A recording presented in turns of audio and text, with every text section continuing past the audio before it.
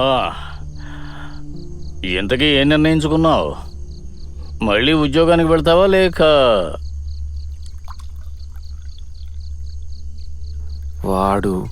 వాడి మర్యాద లేని మాటలు. ఇక ఆ ఉద్యోగం నాకు సెట్ అవ్వదు. నెంబర్ 1 ఛానల్, మంచి జీతం రా. నువ్విప్పుడు సేఫ్ రా. చెప్పేది అర్థమైందా? అనవసరంగా రిస్క్ తీసుకోకు. ఏ? సరైన సమయం చూసి వాళ్ళని దెబ్బ కొట్టాలి. నువ్విప్పుడు ఉద్యోగం వదిలేసి వచ్చేసావంటే నువ్వు ఒక జీరోవి, పెద్ద జీరోవి.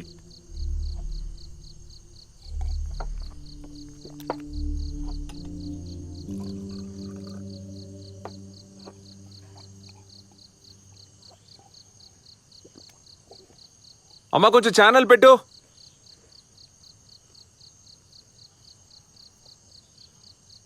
కొంచెం సౌండ్ కూడా పెంచు అమ్మా. నువ్వు చెప్పినా దానికి వినపడదు కానీ నువ్వే వెళ్ళి పెట్టుకోరా. ఇది నా రమ్ము, అదే మీ బ్రాండీ. పోయినసార్లాగా మార్చి దాకా ఇబ్బంది పడకండి. ఎందుకు రిస్క్ తీసుకెళ్ళిపోతా.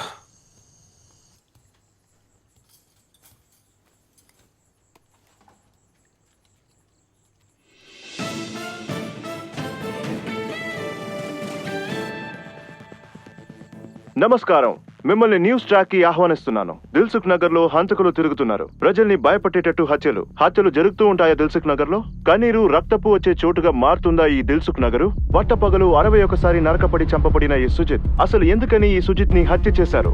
మళ్ళీ ఇలాంటి హత్యలన్నీ ఆగుతాయంటారా? హత్య చేసిన వాళ్ళని పట్టుకుంటారా? Dilsukh Nagar bureau special report తో న్యూస్ ట్రాక్ మొదలవుతుంది.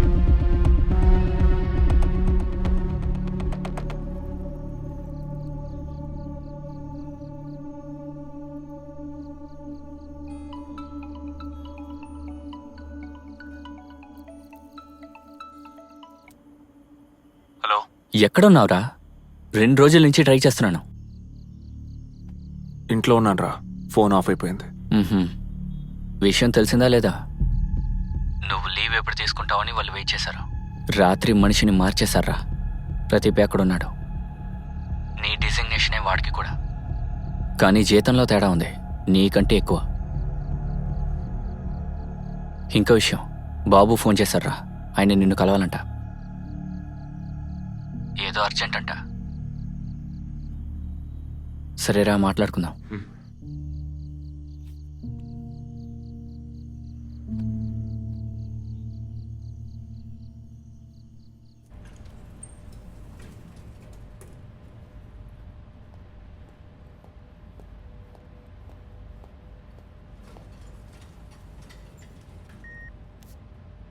అవును ప్రదీపనా, ఈ ఇచ్చిశిలా మలపురాలో ఎక్కడుంది? అది అక్కడే ఉంది. అక్కడే ఉందా? అవును. హాయ్. 2-3 రోజులుగా నేను లీవ్ లో ఉన్నాను. నేను 2-3 సార్లు కాల్ చేశాను ఇక్కడ జాయిన్ చేసిన విషయం చెప్పడానికి. నీ ఫోన్ అయితే స్విచ్ ఆఫ్ లో ఉంది.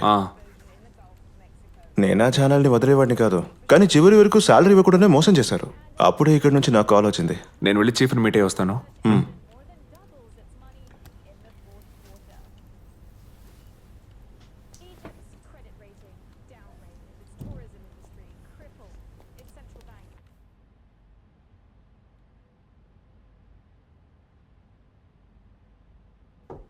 Yes come in. ఓ రారా, ఎప్పుడొచ్చావు? మార్నింగే. నిద్రపోలేదా? మొహం డల్గా ఉంది. అదేం లేదు సార్. సరే, నువ్వు రావడం మంచిదైంది. చివరికి ఎలాగైతేనే మనకి సీఎం గారితో ఇంటర్వ్యూ దొరికింది. టైం తర్వాత చెప్తారు. నువ్వు పని చేయి, ఆ ఇంటర్వ్యూకి క్వశ్చన్స్కి ప్రిపేర్ చేయి.